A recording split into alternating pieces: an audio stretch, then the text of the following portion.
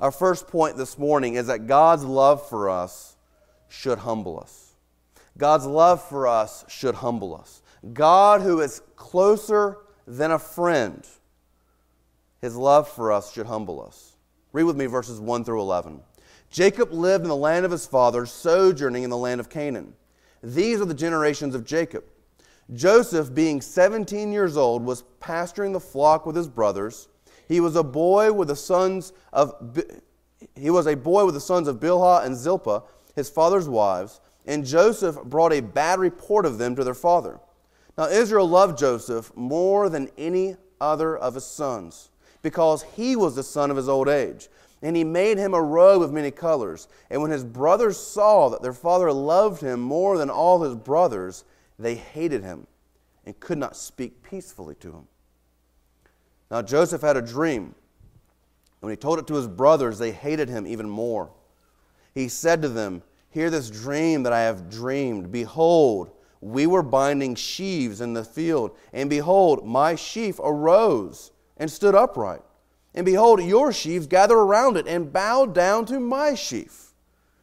His brothers said to him, "Are you indeed to reign over us? Or are you indeed to rule over us?" So they hated him even more for his dreams and for his words.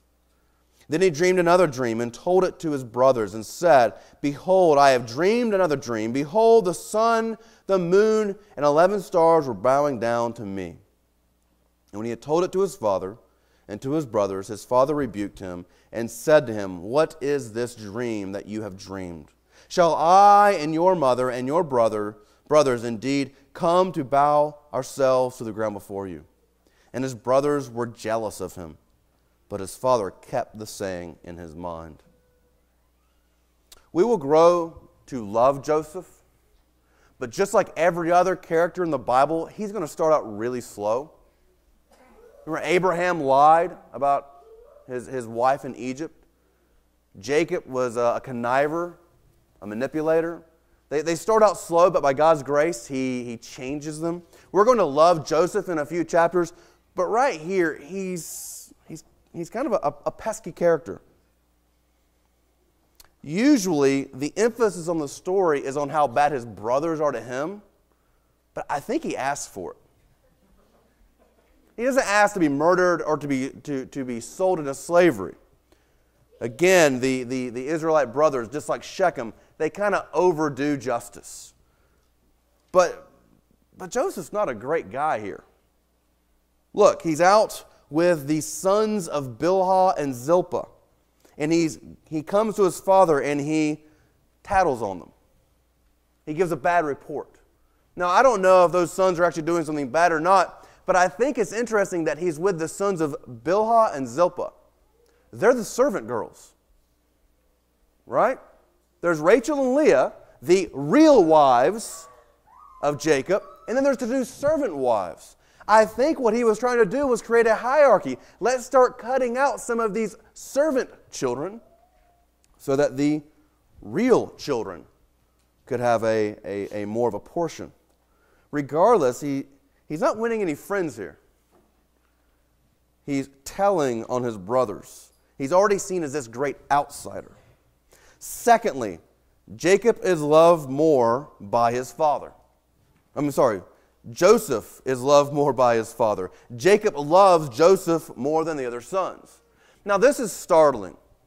If we go back and look at Jacob and his father Isaac, because Isaac loved Esau. Jacob has been the victim of favoritism.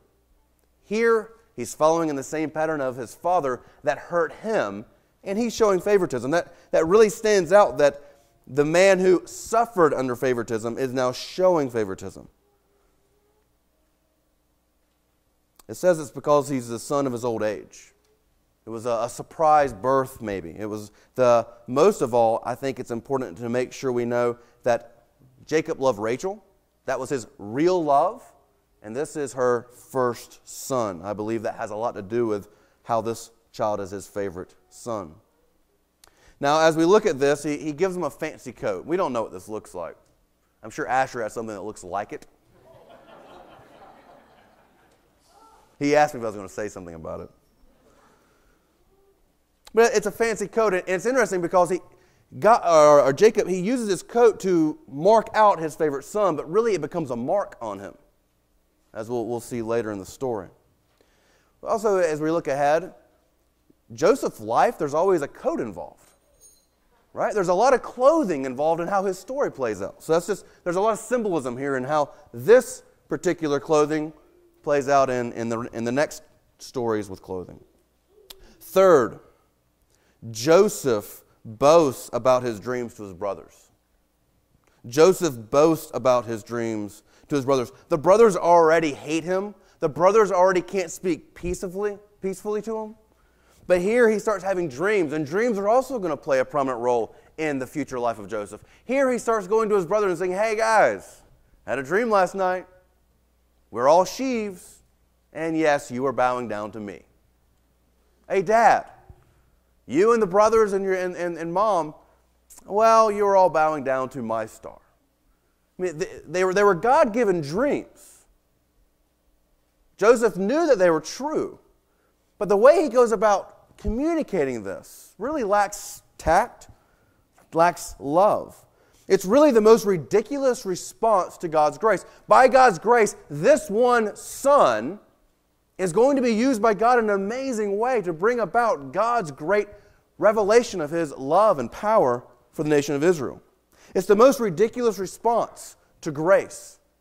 Boasting of yourself after receiving grace is the most ridiculous response to grace. To think that it makes you special because you deserved it, or it's going to make you special because you'll get something out of it beyond God's own intention. If God's salvation should do anything toward disposition and character, it should bring humility. If there's anything that God's salvation should do, is there any response in us as we look to the cross of Jesus Christ, it's humility. Boasting has no place among the believers unless it's boasting in Christ.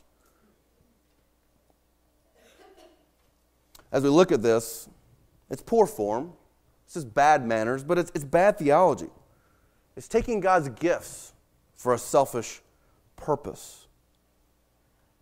Let's do a little analyzing here. Jesus says that they will know us by our love. Jesus says the world will know that we are His.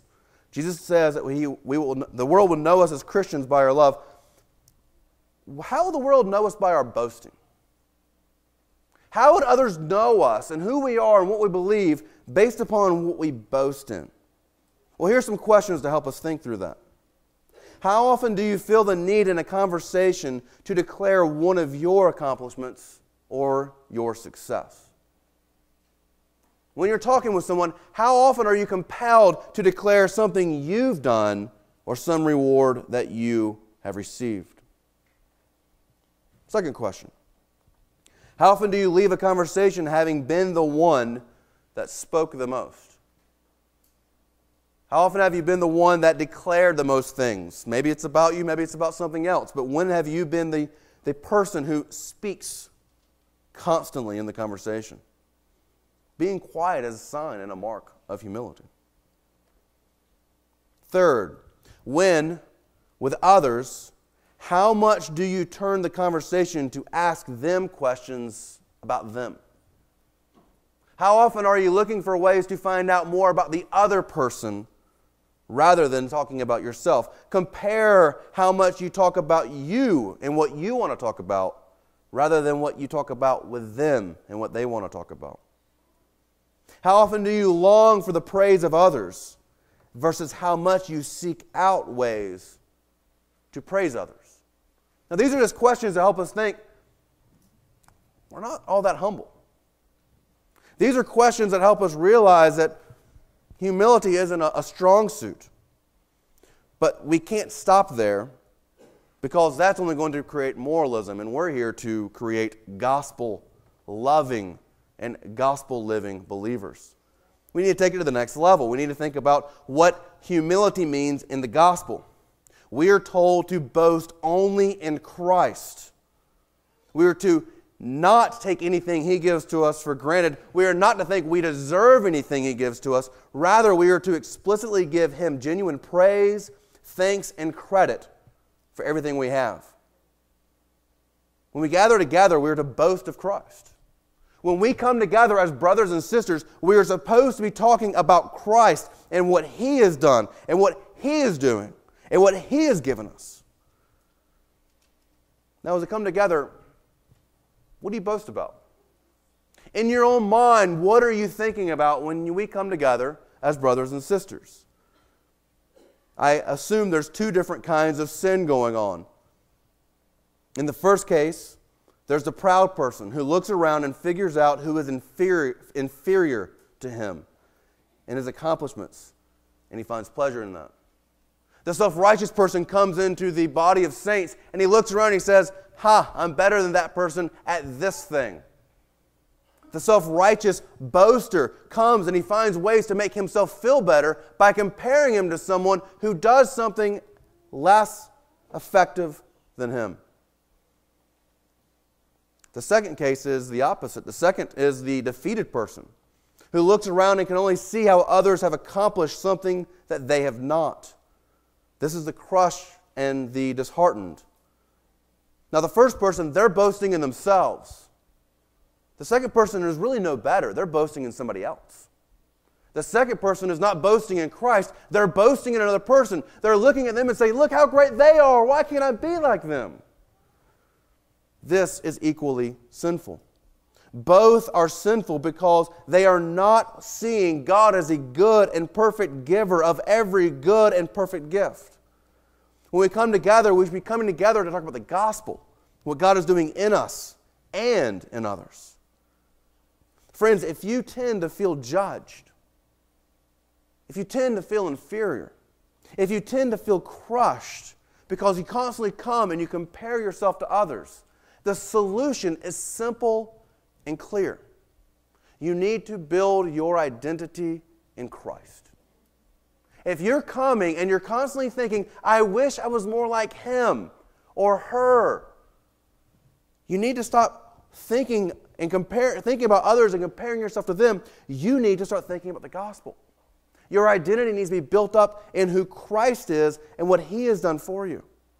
It's not what you do. If you're a believer and you're crushed because you constantly feel inferior, know that you're a child of God because of Jesus Christ. Know that you have a hope that's sure and steadfast because of Jesus Christ. Know that you have a love that's divine and never-ending because of Jesus Christ. Know that you are a child of God who has a good purpose and eternal kingdom waiting. Let your identity then change the way you act and the way you live. The second case, if you tend to be the brother or sister who boasts, you're the one that comes in and you look around and you see, "Oh, I'm better than this person." Well, the prescription is clear and simple as well because it's the same prescription. You need to have your identity more rooted in the gospel. If you come into the body of saints and you look around and you say, "I've got things put together better than A, B, or C," you're not really thinking about the gospel well. You're not realizing that anything good that you have or anything good that you do is from Christ. It's by grace alone that you're able to lead your life well. It's by grace alone that you have any gift worth boasting about. If we're boasters, we need to see how wicked we are. And the way you see that is by looking at the cross and seeing what Jesus had to do to save you from your own sin, to save you from God's wrath. When we are puffed up, we need reminding that we are sinners. So here we see that boasting in our gifts, well, it leads to destruction. It will lead to ultimate destruction. What we need to do is boast in Christ together